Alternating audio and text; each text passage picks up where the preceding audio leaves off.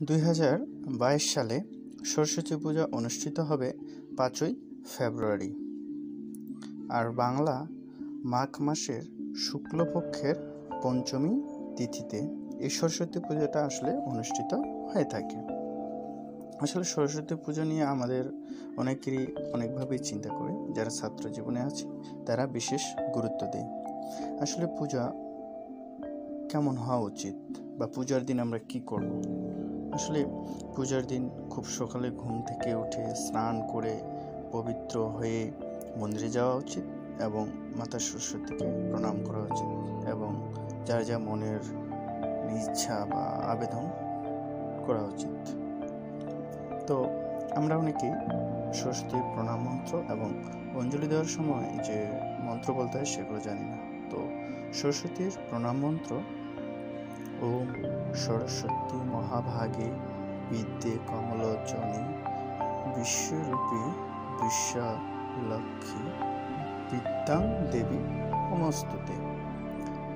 এবং অঞ্জলির প্রণাম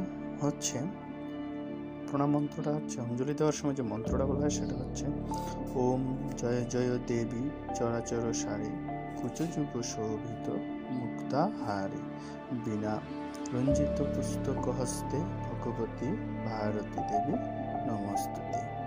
আসলে আমরা সরস্বতী পূজায় এত উন্মাদ হয়ে যায় যে আমরা বুঝি না আসলে সরস্বতী মাতাকে কিভাবে তৈরি করতে হবে। আমরা অনেকেই অনেক খারাপভাবেই মূর্তি তৈরি করি, যা দেখতে আসলে বাজে লাগে। এরকম প্রতিমা আমরা তৈরি করব না যা দেখতে বাজে লাগে, এবং এরকম প্রতিমা তৈরি করে আমরা আসলে পাপের ভাগীদার হই। আমাদের শাস্ত্রে যে অনুমোদিত আছে, অর্থাৎ শাস্ত্রে যেভাবে বর্ণনা করা আছে, আমরা সরস্বতী মাতাকে সেভাবেই তৈরি করব যাতে আমরা তার অশেষ কৃপা পেতে পারি।